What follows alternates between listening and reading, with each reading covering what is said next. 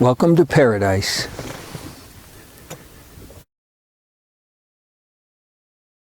Good morning. Well, we're into October. Before I talk about where I'm going next week, I wanted to talk about a couple of tournaments. I used to watch like the Bassmaster tournaments religiously. I knew all the top pros and how everyone was doing. And then when MLF came along, I just loved that format, and I followed that for a while. But I haven't been watching bass tournaments probably for a couple of years. I get little information on YouTube. So the other day, I saw this thing about a guy named Keith Pochet. I guess he's a pro on the Bassmaster. He entered an open event in Louisiana on the Red River, and he's from there. And I guess he has two boats. He has a full-size bass boat, and then he has this 18-foot flat-bottom aluminum boat with a 90 horsepower outboard, which is very similar to my first boat, which mine was 17 feet. He uses that when he's going to fish in the backwaters, because he can get that boat in. You can't get a full-size boat in. So anyway, he fished a tournament, and he was ahead. It was either day one or day two. It's a 3-day tournament.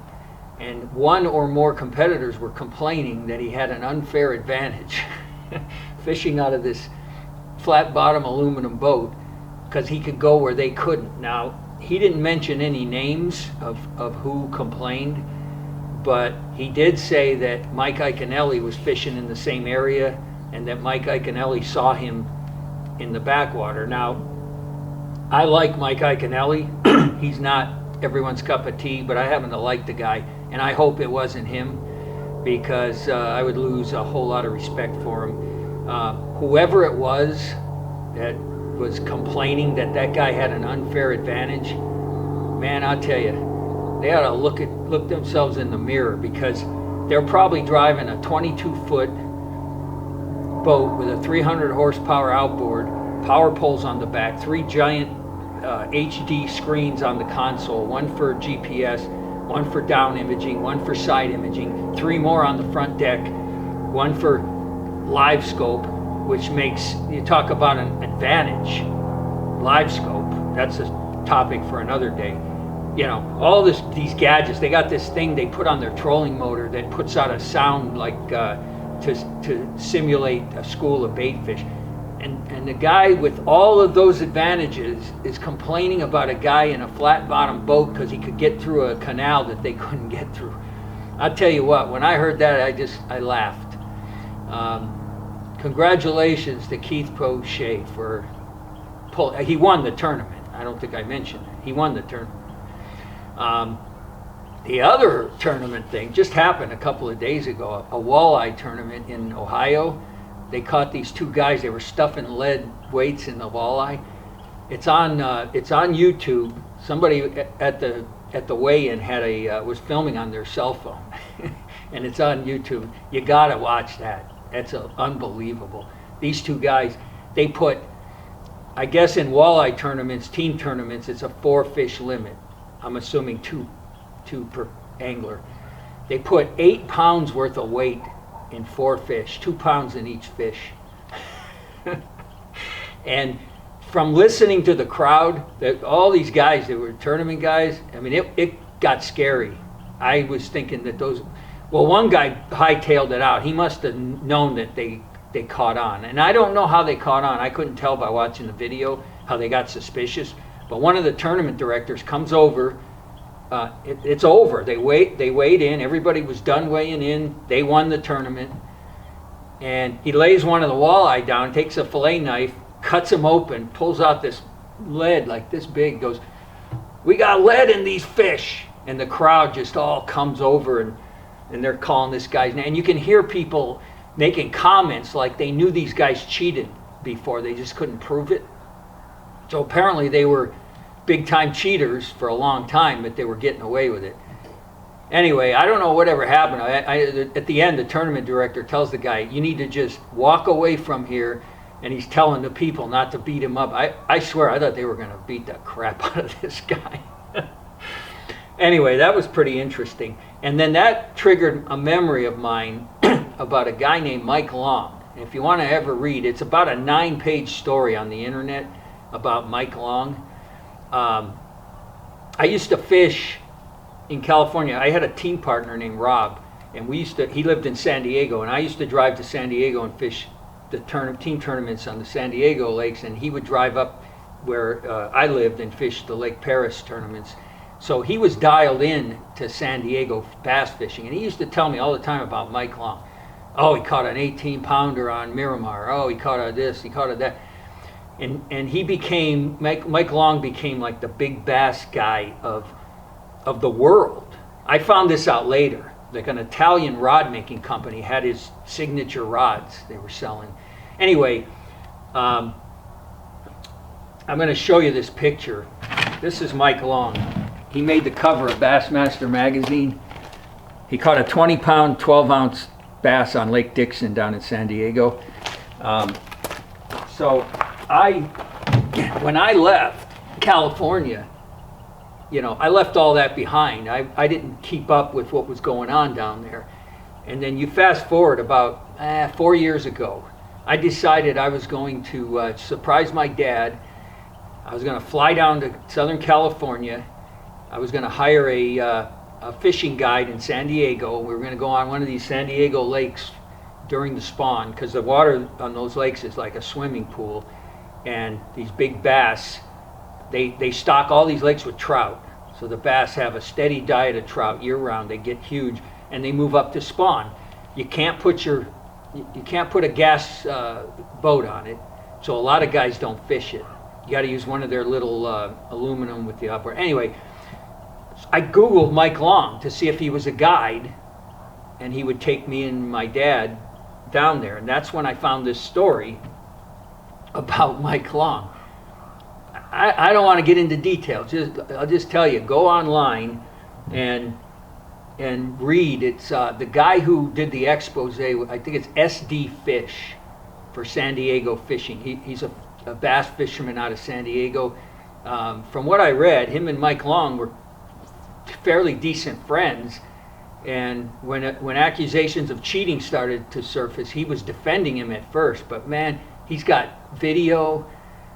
It's an amazing story, and it hit me because I lived it. We used to go fish against Mike Long and John Kerr on they were a team on San Diego lakes, and when you'd show up, it was one of those deals where like, oh my God, Mike Long and John Kerr are in this tournament. This is going to be tough.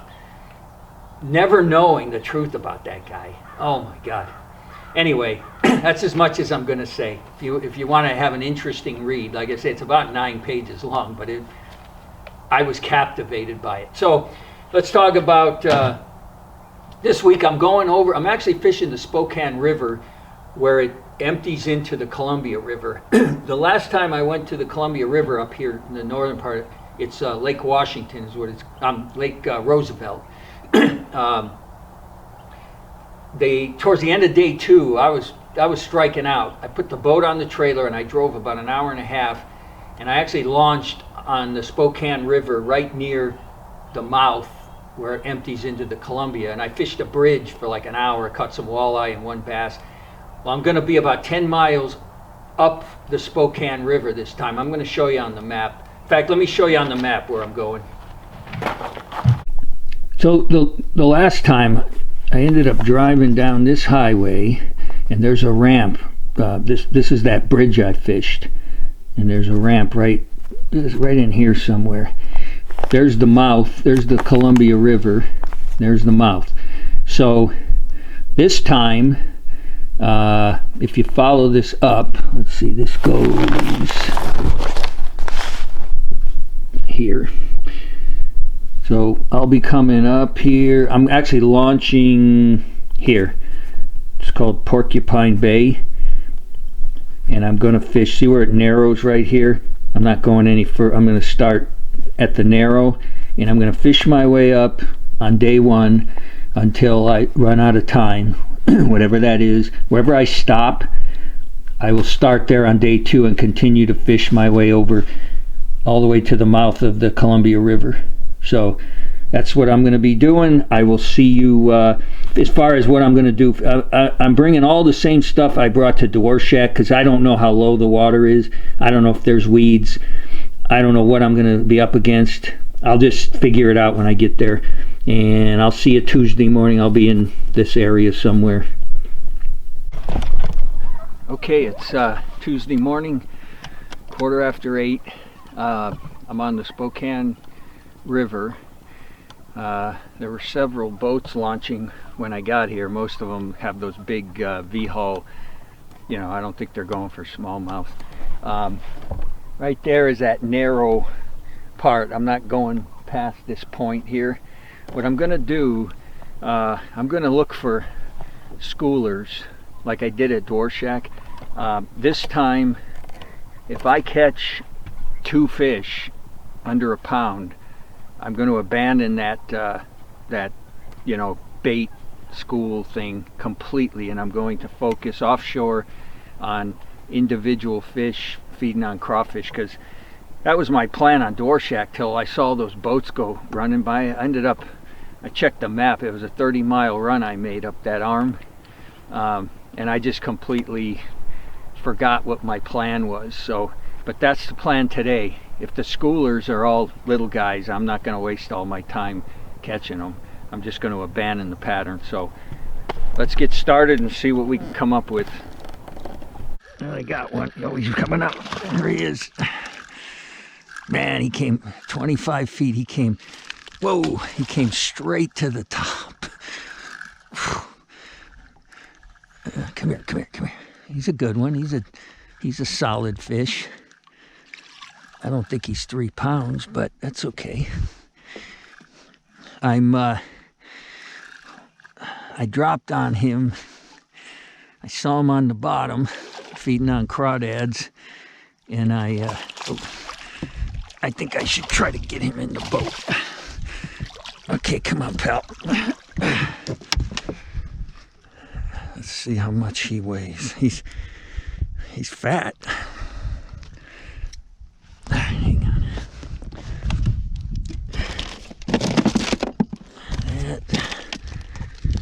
That. I gotta get the hook out of you.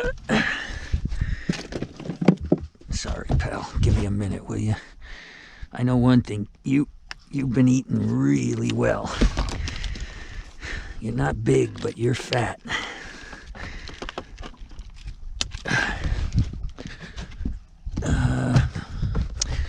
Well, come on. Okay, there we go. All right, fish number 1 weighs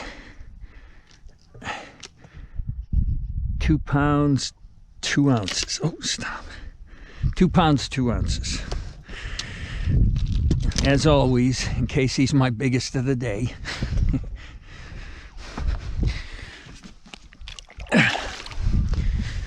All right.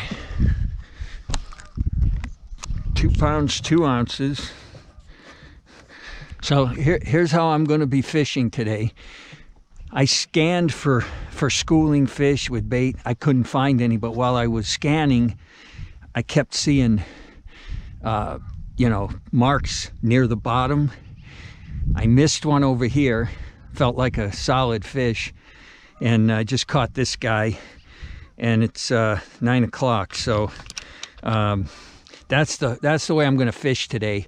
I'm just going to kind of idle around where I think, is a good place for them to be feeding on crawdads. And when I see a mark, I'm going to drop it on their head. So let's go. Okay, well, I don't think you got any of my my first fish. I don't think you got any of that on the big camera. I think it was turned off. I forgot to set the timer. It shuts off every 30 minutes. I think it was off. So, okay, that means we got to catch another big one, a bigger one. He feels like a keeper. Oh yeah, he's pulling. Whoa, John, come on. He's a head shaker too. Where is he? He's under the boat. Come on. Come on. Oh, there he is. That's a nice one. 2.5, I think. Come here, buddy. I didn't set up the big camera because I wasn't gonna stay this.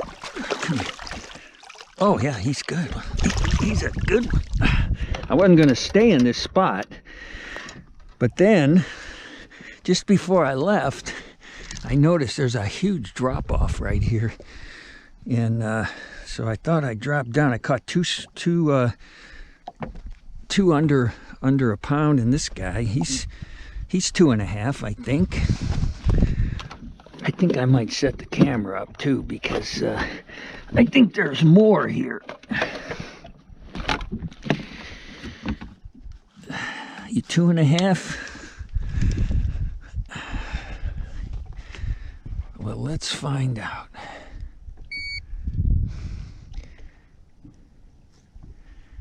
You are 2 pounds 2 ounces. You're the same as the last guy, I think. Yeah, they're both 2 pounds 2 ounces. That must be a theme here, huh, buddy? Okay. So that's number 2. I'm kind of working my way downriver. Every time I see something I like, I'm stopping. All right, that's 2 keepers.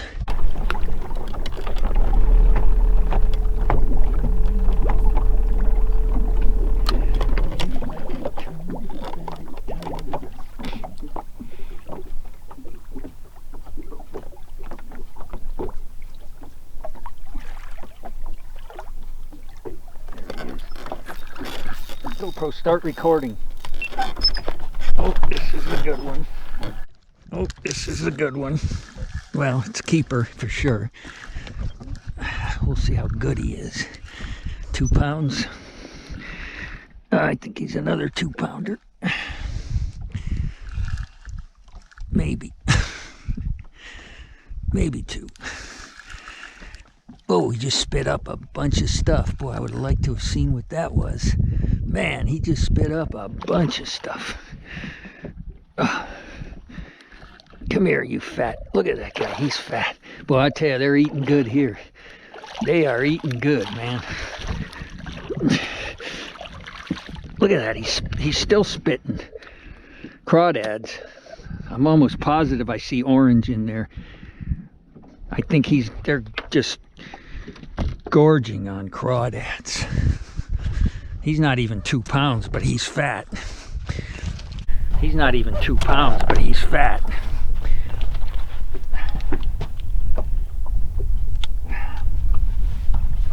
Yeah, he spit up. I saw a lot of orange. So, of course, my perch actually has orange in it. 2 pounds even. 2-0.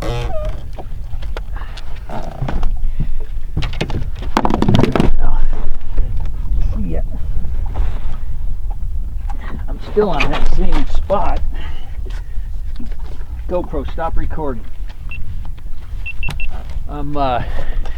It comes way out. There's this bunch of rocks, and then it drops straight down. I've caught, that's my second keeper here. I've caught 2 shorts. I lost one. So I'm gonna fish it until there's nothing left. There's a good one. Whoa. Yep, that's a good one. Uh-oh. Uh-oh. Something happened to my reel. I gotta rely on my drag, which I don't like doing, because these are $20 Walmart spinning reels. Come here. Come here. Come here. Come here. Whoa. Sorry, pal. I'm not as good as the pros at bringing you in the boat. He might be 3. I gotta set that darn camera up. Jeez. There he is. Okay. Ugh. How you doing, pal? All right, let's see how much. You're 3 pounds. You're heavy. You feel heavy. Come on. Give me a minute here, buddy. 211, 212, 212, 2 3/4. All right, there you go, buddy. Something happened to my reel. I don't rely on my reels because they're cheap. There it goes. I back reel. I actually learned that from Aaron. I saw him. It was either in a tournament or he was on TV talking about how he back reels, and so I started back reeling, and boy, it's a lot better than relying on a drag system when you're using cheap equipment. You know, the pro guys, they use the best, but you know, when you buy a $20 reel, you know you're paying $20 for a reason. It's got cheap stuff in it. Okay, I got this camera set up. That one was 2 pounds 12 ounces. So I got 4. 2 pounds or better. One more and we got ourselves a limit. I'm not going to say anything. I don't want to jinx it. So let's just keep fishing.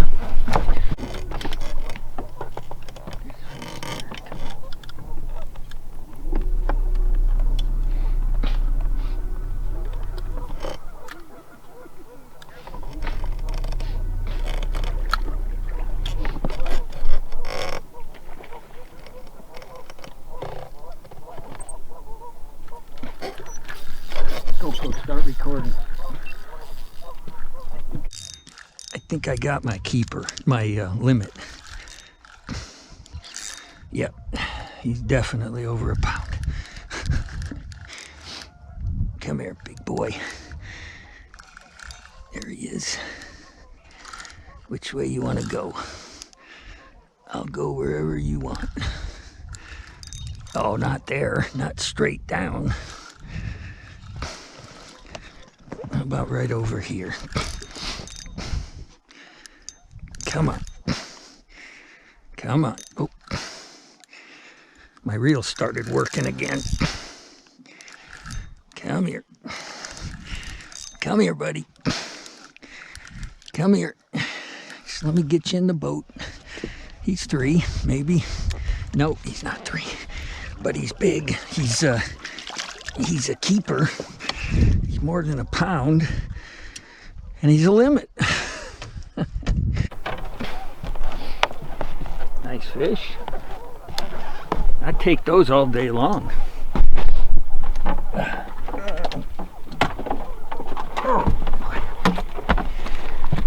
You're over 2. Yeah, you're fat. You boys are eating well.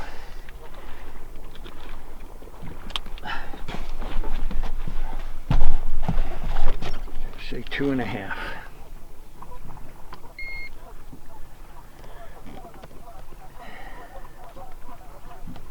Oh, come on.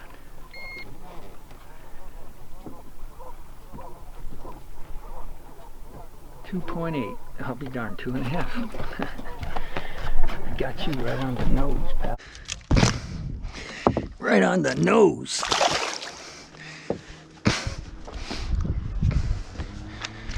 Okay, that's a limit. 2 pounds 8 ounces. My smallest one is 2. I got a lot of time left. If I could cull them all out, I'd have a heck of a limit today.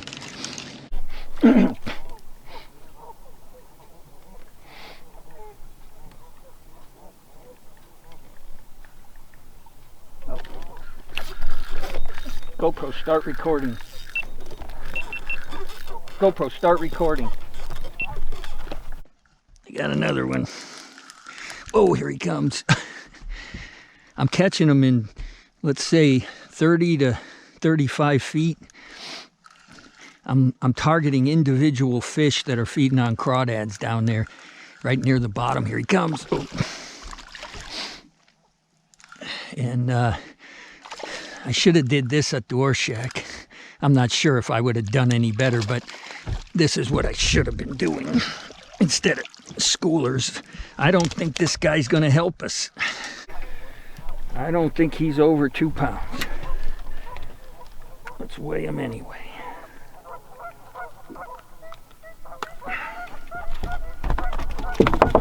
You're fat. Well, they're all fat. I'm going to assume there's a lot of crawdads down there, because they are well fed.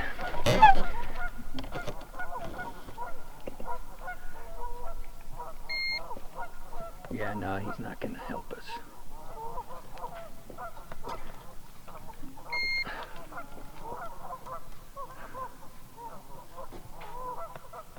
£1 10 ounces, not even close. I got one here at the end of the day. Well, I got 45 minutes left. Oh, look at him. Look what he spit up. Look at that. Oh, that's a good one. Yeah, that's my kicker. That's my 3-pounder today, I think. If I can get him in the boat. Come here, John. Get him in the boat. Come on. Maybe not. He's fat. I'm telling you, he's fat. I should have set the other camera up. I didn't. And it's funny because I'm almost done. And I'm right by the ramp. I should have set it up, but I didn't. Let's see if I got a 3-pounder today.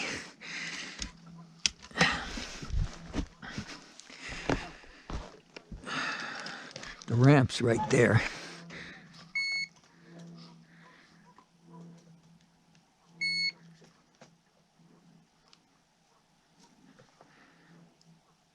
No, 2 pounds. Jeez, 2 pounds, 4 ounces. Man, I'm losing it. I thought that was a 3-pounder. I was sure that was a 3-pounder.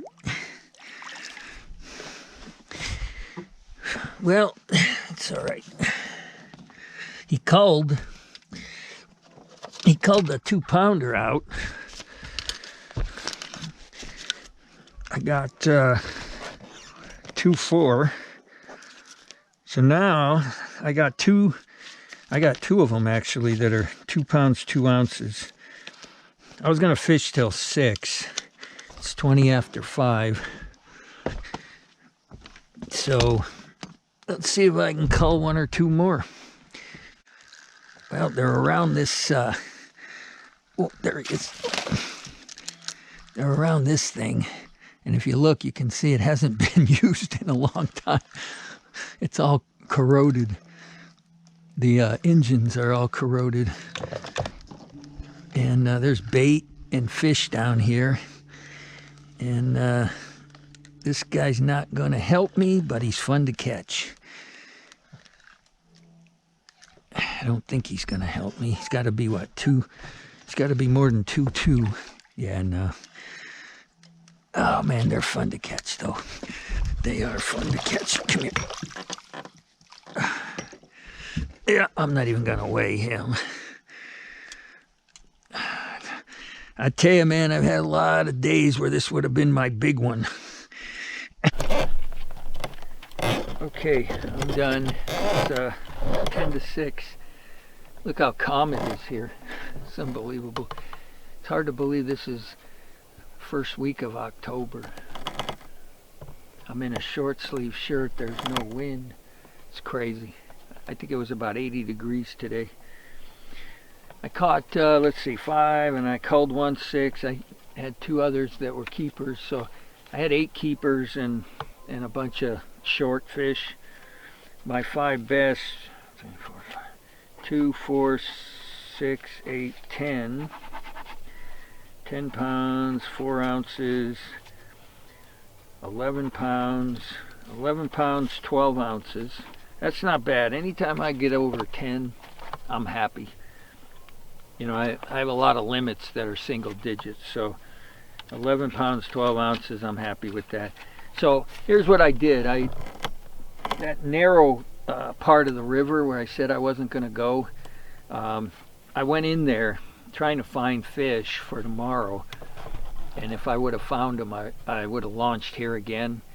Instead, I caught small ones in there. I'm going to launch downriver by the bridge. I'm going to run upriver to the farthest point that I fished downriver today and work my way back down the river from there. I'm going to do that tomorrow, and hopefully I find enough to put together a limit like this. I'm going to do the same thing, you know, looking for, basically I'm just kind of looking for areas that look like there'd be a good population of crawfish, you know, like chunk rock, and just looking on the graph for marks that are right near the bottom, like they're feeding on crawdads. And I'm just dropping the drop shot. I caught a couple that spit up. They sure looked orange to me, looked like orange crawdads. So I'm using the right color because my perch thing is has an orange belly. So anyway, that's it for this one. Hope you enjoyed it, and I'll be doing day 2 tomorrow. See ya.